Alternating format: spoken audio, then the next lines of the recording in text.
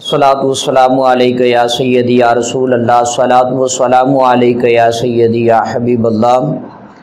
بچوں نے آج ایک ویڈیو دکھائی جس کے اندر ایک درندہ صفت انسان جو ہے ایک 5 سالہ بچے کے اوپر ظلم و ستم کر رہا ہے۔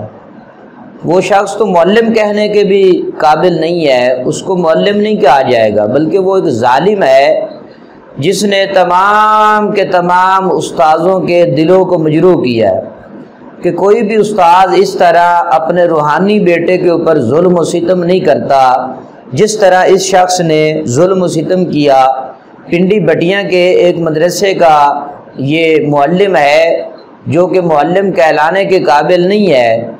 درندہ صفت انسان اس ظالم نے 5 سالہ بچہ جو یتیم ہے، ایک بیوہ خاتون کا بیٹا جس کے اوپر اس نے اتنا ظلم و ستم کیا، جو علالت کے باوجود مدرسہ میں پڑھنے کے لیے آیا، تعلیم حاصل کرنے کے لیے آیا، اور اس درندہ صفت کو آپ نے ویڈیو کے اندر دیکھا کہ کس طرح بچے کے اوپر ظلم و ستم کر رہا ہے۔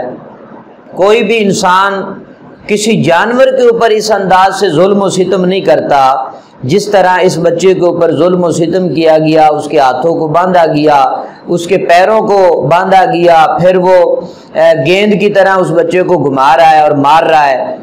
یہ ایک وحشت کا ماحول ہے، اور یہ طلباء کے ذہنی طور پر ہراساں کرنا ہے، طلباء کے ذہنوں کو خراب کرنا ہے۔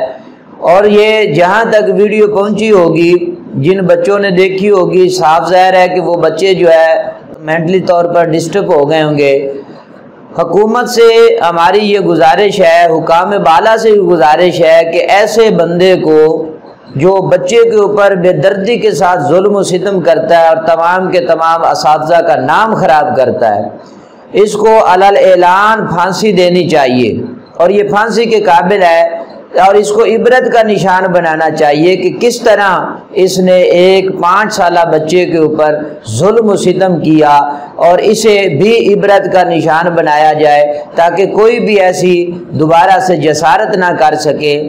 حکومت وقت سے یہ گزارش ہے کہ ایسے لوگوں کو جو ہے گرفتار کیا جائے اور سخت سے سخت جو ہے سزا دی جائے تاکہ یہ لوگ دوبارہ سے ایسی جسارت نہ کر سکیں۔ اللہ تعالی ہمارے بچوں کی حفاظت فرمائے۔ وآخر دعوانا ان الحمد للہ رب العالمین۔